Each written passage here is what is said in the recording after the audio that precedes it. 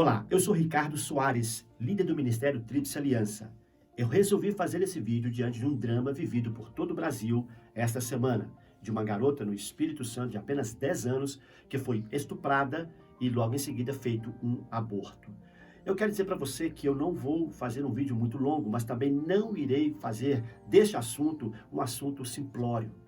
Não podemos dar resposta ou uma palavra de algo tão complexo de forma simplista. Então, se você tem algo mais importante a fazer, então eu peço a você que não assista esse vídeo. E também você que às vezes faz conclusões antecipadas, por favor, não faça isso. Escute até o final e depois, juntos, vamos tomar uma decisão. E para começar a entender melhor essa história, eu irei representá-la através de bonecos, tá bom? Então nós temos aqui essa garotinha, que representa a nossa garotinha de 10 anos, que vivia com seus avós. Ela vivia com seus avós. Por quê? Porque o seu pai está preso e a sua mãe morreu. Ela é órfã de mãe e tem o papai preso.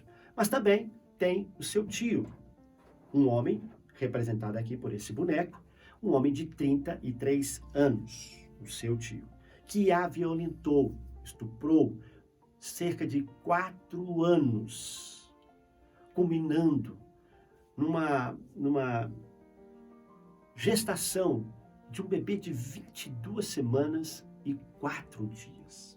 Agora, antes de entrarmos na história desta criança, continuar na história dela, eu quero falar um pouquinho deste homem.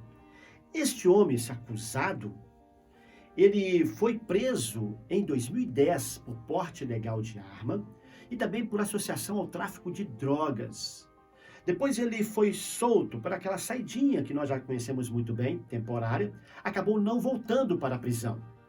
Logo depois de um ano ele foi recapturado e depois saiu novamente, agora por um alvará de soltura.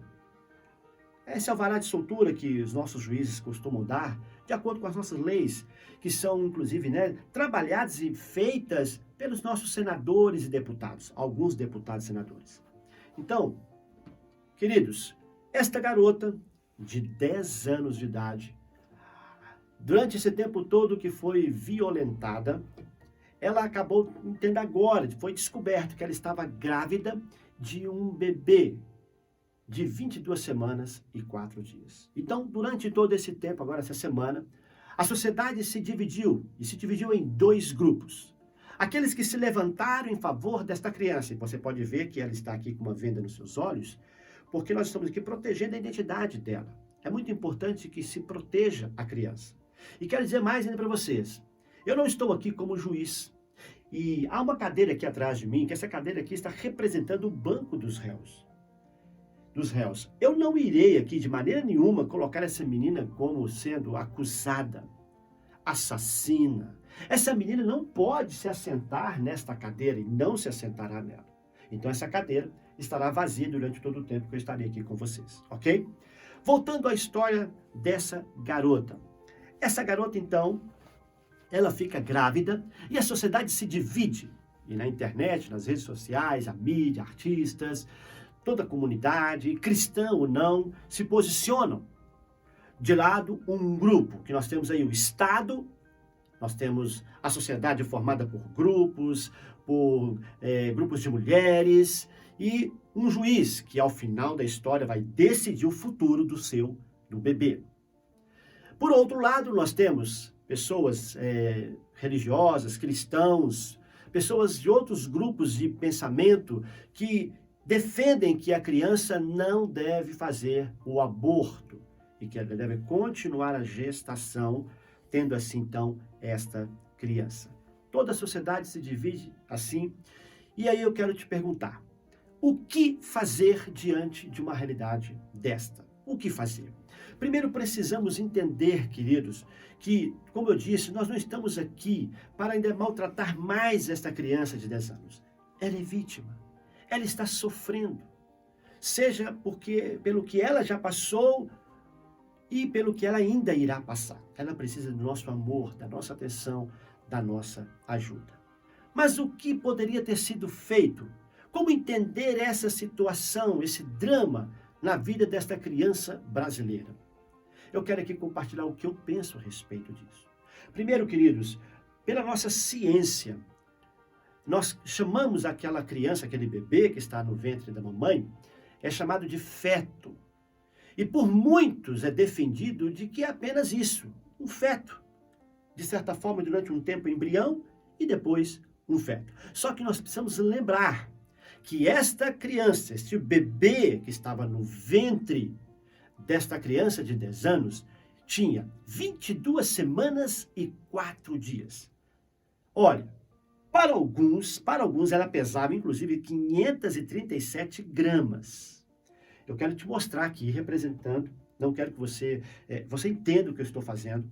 Aqui está 537 gramas. Ou seja, o bebê que foi abortado, e que daqui a pouco eu vou explicar que não foi nem aborto, tá? Vou explicar por quê. Mas o bebê, então, que perdeu a vida, ele pesava 537 gramas. 537 gramas. O que muitos, inclusive, falam isso mesmo, carne. Muitos falam diretamente nisso, é 537 ou 500 gramas de carne. Só que a mesma ciência que define isso também define que um bebê, nessa idade de 22 semanas e 4 dias, ele já tem um corpinho formado, que agora eu quero representar através desse bonequinho aqui, que é quase exatamente o mesmo tamanho, porque aqui é o mesmo tamanho, 30 centímetros, e ele, logicamente, isso aqui está representado por um bebezinho muito gordinho, é bem menorzinho, pequenininho, magrinho, né? Só que esse ser, que eu quero te perguntar, ele é ou não um ser vivo? Ele é ou não um ser humano? É ou não uma vida? Olha que coisa terrível, é que esta criança de 10 anos, uma menina, estava esperando uma outra menina. Já sabia o sexo, era uma menina. Ou seja, duas meninas, duas mulheres, duas vidas. E voltando aqui ao bebê, nessa idade de gestação, esse bebezinho aqui, ele já tem seu rostinho definido da forma como ele vai nascer, ele já tem os seus dedinhos, as suas mãos, todo o seu corpo, orelhinha, os seus ouvidos, ele já percebe todo o movimento ao seu redor, já ouve, já se mexe, ele tem até impressões digitais.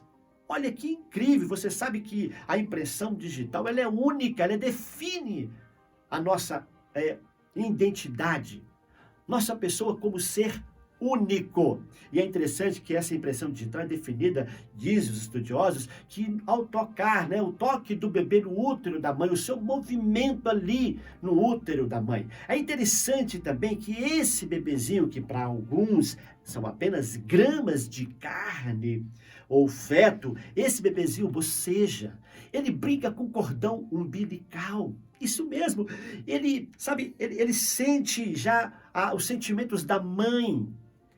Ele já percebe ali, e quero deixar muito claro que ele é uma vida independente, e ele não é um complemento do corpo da mãe. Ele é um ser único. E esse bebê estava assim, no ventre dessa criancinha.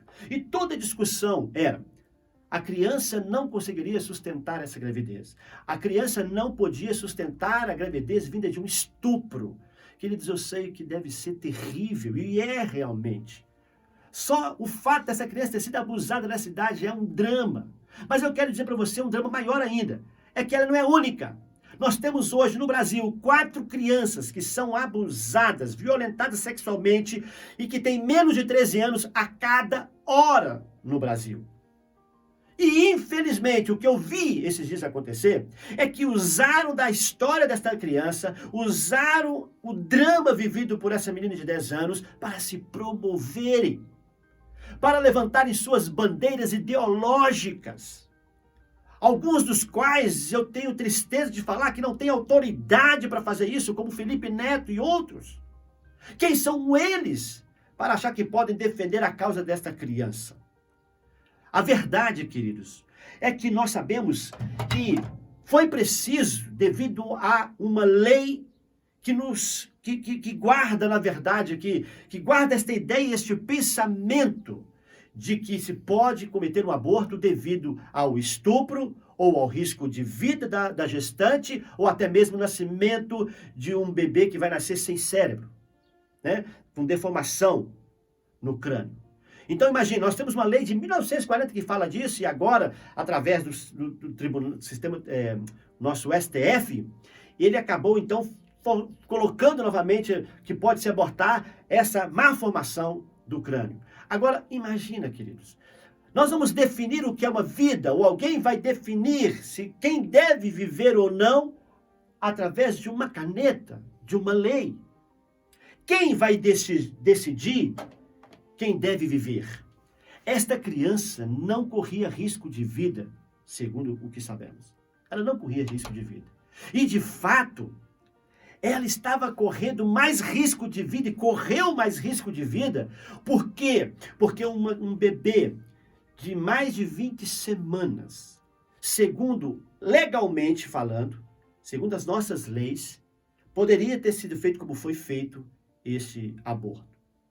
Mas, segundo a Federação de Medicina, não poderia ser feito. Por quê? Porque essa criança correu risco, e sérios riscos à sua própria saúde, querido. Foi por isso que também alguns médicos no Espírito Santo não quiseram fazer este aborto, porque na verdade, queridos, não foi nenhum aborto. Eles tiveram que pegar talvez uma injeção, não sei como foi feito, mas que colocaram no coraçãozinho desse bebê para matá-lo. Esse bebê morreu lá no ventre da mamãe. E depois ele foi o que eles chamam de indução. Ele foi induzido a sair. Ele saiu morto, porque mataram ele lá dentro do ventre desta criança. Queridos, é uma história muito difícil. Eu vi cristãos defendendo que quanto a este caso especificamente, não há problema nenhum disso. Mas eu te pergunto, quem vai decidir isso? Eu? Você? Vamos decidir sobre a vida do outro ser humano? O grito de muitos, e de muitas feministas, de mulheres, de outros grupos, é que o corpo é meu, o ventre é meu. Sim, você pode definir isso para você e fazer suas escolhas, mas você não pode definir para o outro. Quem é que vai decidir quem vai viver?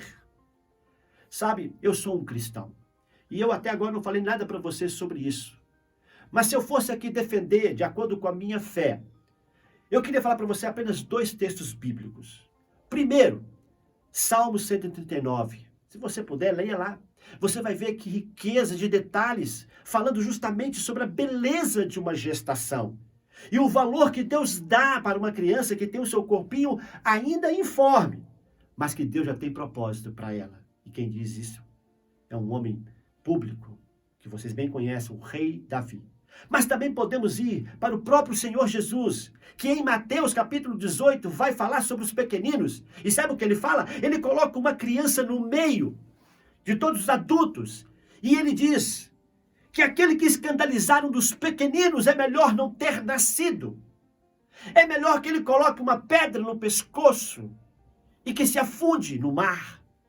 Eu te pergunto, houve ou não houve escândalo? Sim, houve escândalo nessa criança abusada.